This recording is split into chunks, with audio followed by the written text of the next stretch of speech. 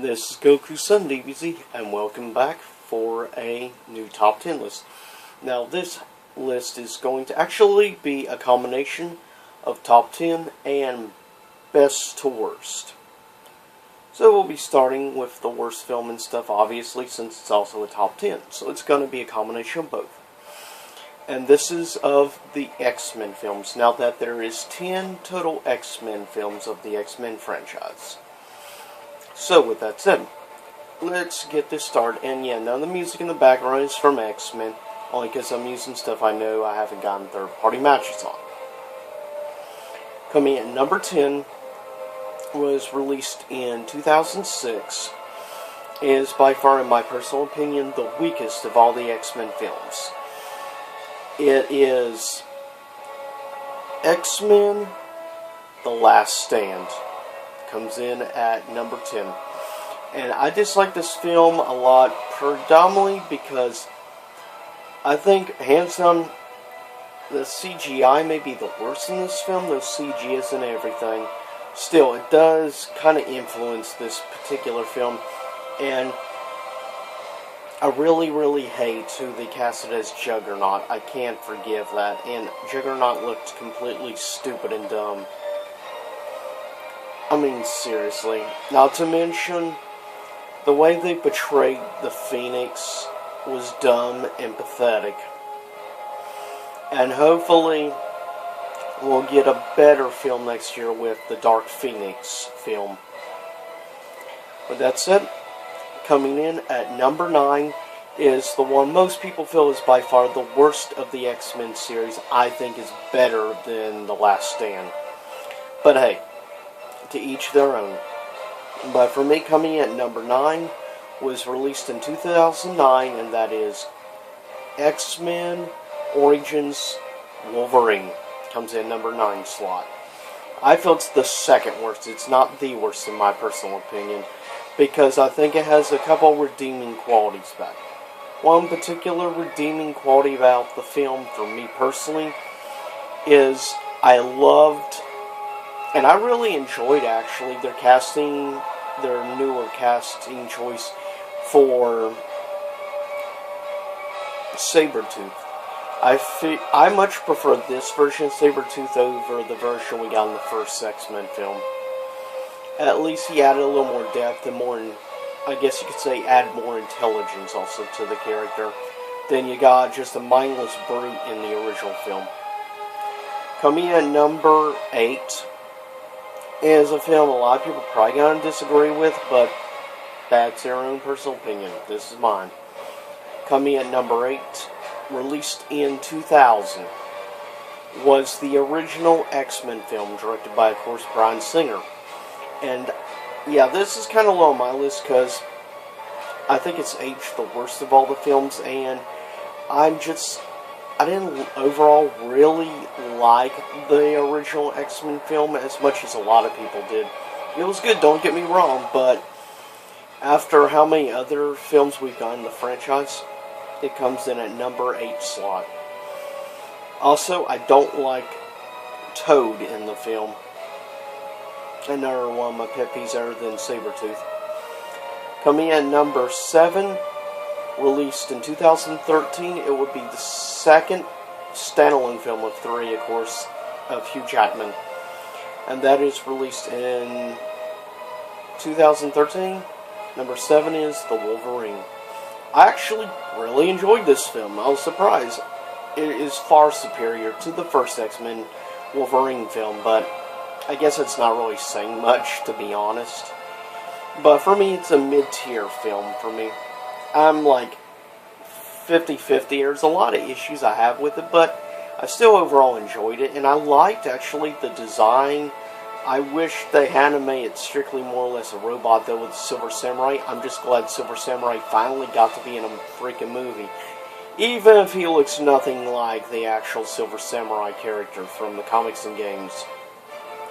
Coming in at number 6 is one I'm sure a lot of people wouldn't have this high. At the top of the first half of the list. Coming in at number 6, released in 2016. X-Men Apocalypse.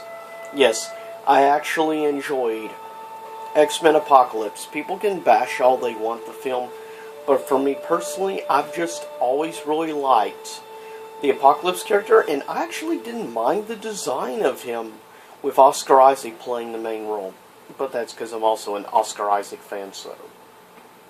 With that said, coming in at number 5, I will say my biggest pet peeve about X-Men Apocalypse was Jennifer Lawrence not pretty much mailing in her entire performance as Mystique / Raven.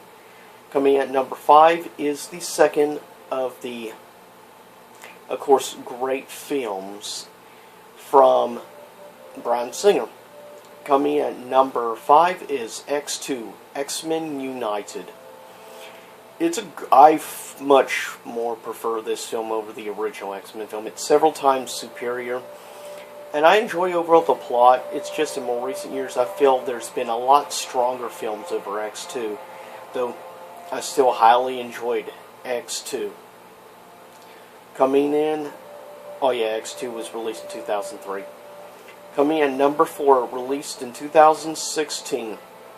I'm sure some people have this at number 1.